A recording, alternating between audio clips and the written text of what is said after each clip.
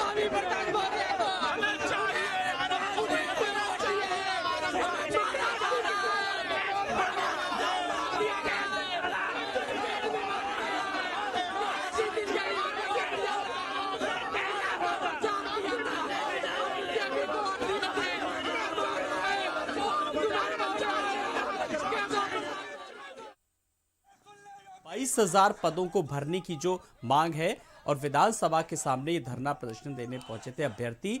आनन फानन में पुलिस ने इनको अभ्यर्थियों को गिरफ्तार किया और अचानक से विधानसभा के सामने धरना देने पहुंचे थे ये अभ्यर्थी। दरअसल जो पिछड़ा वर्ग है उसकी आयोग की रिपोर्ट जो आई है उसको लागू करने की ये मांग है और वो लागू नहीं कर रही है सरकार, जिसके चलते इन अभ्यर्थियों की भर्ती रुकी हुई है। और ये भर्ती जो है ये लगभग 22,000 के आसपास जो अभ्यर्थी हैं और 69,000 में 22,000 ऐसे अभ्यर्थी हैं जिनकी भर्ती रुकी हुई है, जिसकी मांग अब जोर पकड़ती जा रही है। अभ्यर्थी इसके लिए धरना प्रदर्शन कर रहे हैं और ये कोई आज की तस्वीर नहीं है, इससे पहले भी पिछले 6 महीने से अभ्यर्थी लगातार अपनी मांगों को लेकर के प्रदर्शन कर रहे हैं। हमेशा की तरह आश्वासन दिया जाता है, शांत कराया जाता है, डंडे भी खाते हैं ये अभ्यर्थी, लेकिन तस्वीर जो है, पिक्चर जो है वो जस की तस नजर आ रही है। एक्सक्लूसिव तस्वीरें देखिए, अभ्यर्थी धरना दे रहे हैं, पुलिस अपना काम कर रही है, इस तरीके से लाठी डंडे भी खा रहे हैं अभ्यर्थी। और मांग इनकी इतनी है कि आरक्षण जो लागू ना करने का आरोप है कि जो आरक्षण है, जो प्रावधान है उसको आप लागू कीजिए, जिसकी मांग लगातार ये जोर पकड़ती जा रही है, लेकिन अभी भी कहीं सुनवाई नहीं हो रही है। और विधानसभा के सामने ये अभ्यर्थी अपनी मांगों को लेकर के प्रदर्शन कर रहे हैं। ये सीधी तस्वीरें देखिए जहां पर भारत समाचार पहुंचा हुआ और एक्सक्लूसिव तस्वीरें हैं। ये तस्वीरें एक्सक्लूसिव कहेंगे या यूं कहें कि इन अभ्यर्थियों का दर्द कहेंगे, जो साफ तौर पर इन तस्वीरों में देखा जा सकता है, महसूस किया जा सकता है। तो 69,000 शिक्षक भर्ती का मामला अब लगातार कहीं ना कहीं तूल पकड़ता जा रहा है। अब जो ये अभ्यर्थी भी हैं, ये भी पूरी तरीके से आर या पार की लड़ाई के मूड में आ चुके हैं पूरी तरीके से, क्योंकि लगातार इनको पिछले इतने महीनों से आश्वस्त ही किया जा रहा है, आश्वासन ही दिया जा रहा है। तो खाली पदों को भरने की मांग अब लगातार जोर पकड़ती जा रही है। और इको गार्डन से इस वक्त हमारे सहयोगी, हमारे संवाददाता सीमाब हमारे साथ जुड़ गए। सीमाब, लगातार वो जो एक्सक्लूसिव तस्वीरें आपने हमारे दर्शकों को दिखाई, भेजी, उन अभ्यर्थियों का दर्द भी साफ तौर पर झलक के आया। लाठी डंडे अलग खा रहे हैं, लेकिन अभी तक कोई सुनवाई नहीं हुई है। क्या फिलहाल इस वक्त अब अगला कदम इन अभ्यर्थियों का क्या है?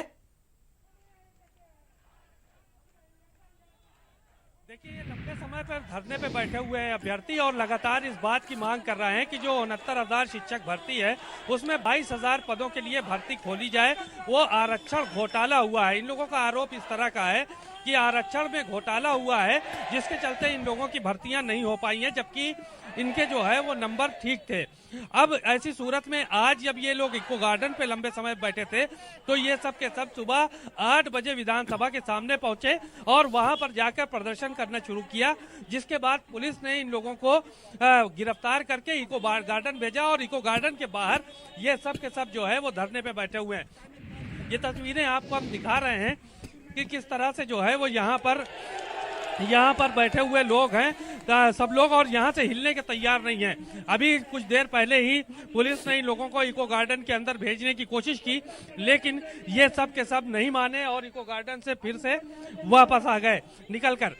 हालांकि इन लोगों के साथ थोड़ा जोर जबरदस्ती भी की गई, लेकिन ये लोग मानने को तैयार नहीं है। बात करेंगे, यहाँ पे महिलाएं भी हैं, इन लोगों से क्या मांगे हैं और आप लोगों के साथ क्या कुछ हुआ है आज सुबह से? आज 158 दिन से हम लोग ये जो 69,000 शिक्षक भर्ती में घोटाला हुआ है उसमें न्याय पाने के लिए हम लोग यहाँ पे 158 दिन से तपस्या कर रहे हैं। हम यहाँ न्याय की भीख मांग रहे हैं, न्याय की उम्मीद कर रहे हैं। लेकिन ये गांधी के देश में जहाँ आंदोलन के जरिए ही आजादी मिली है, वहाँ उस देश में आज हम लोग राष्ट्रीय पिछड़ा वर्ग आयोग की एक जो संवैधानिक मांग है कि हमारा 27% और 21% पूरा किया जाए, उसको लेकर यहाँ 158 दिन से बैठे हैं। लेकिन ये गूंगी बहरी सरकार के कानों में जू नहीं रेंगता। आज हम लोगों ने विधानसभा घेरने का घेराव किया, लेकिन वहाँ पे हमें बलपूर्वक मार पीट के हमें यहाँ जबरदस्ती गिरफ्तार किया गया और सड़कों पे छोड़ दिया गया।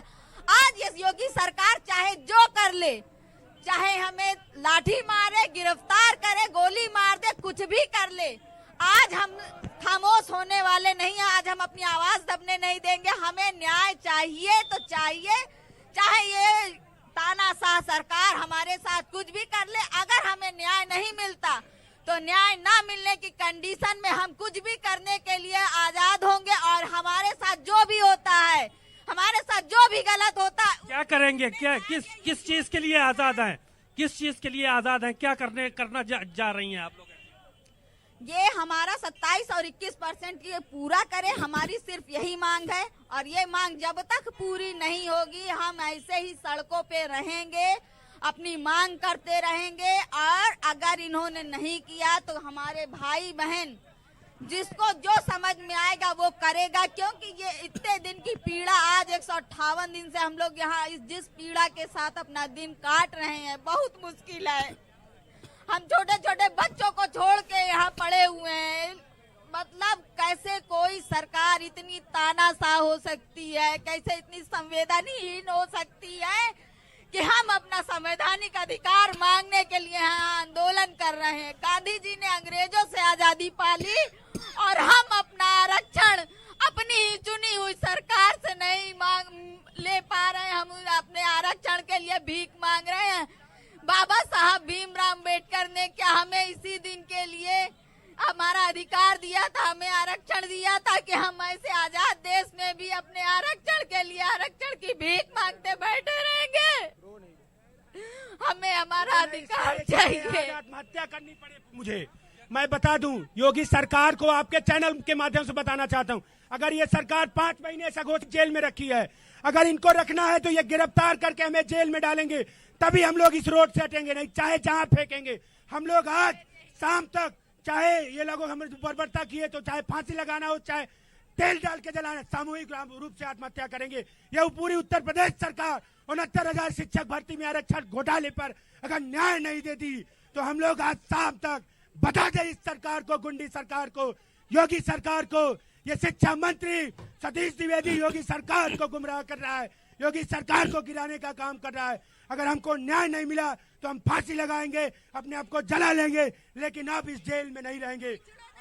आप देख सकते हैं कि कितनी ज्यादा नाराजगी और गुस्सा है लोगों के अंदर।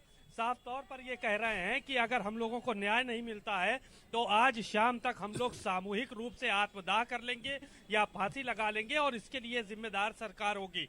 तो इस तरह की स्थितियां यहाँ पर बनी हुई हैं और आने वाले समय में अब इन लोगों की मांगे पूरी होती हैं या नहीं होती हैं, ये तो वक्त बताएगा।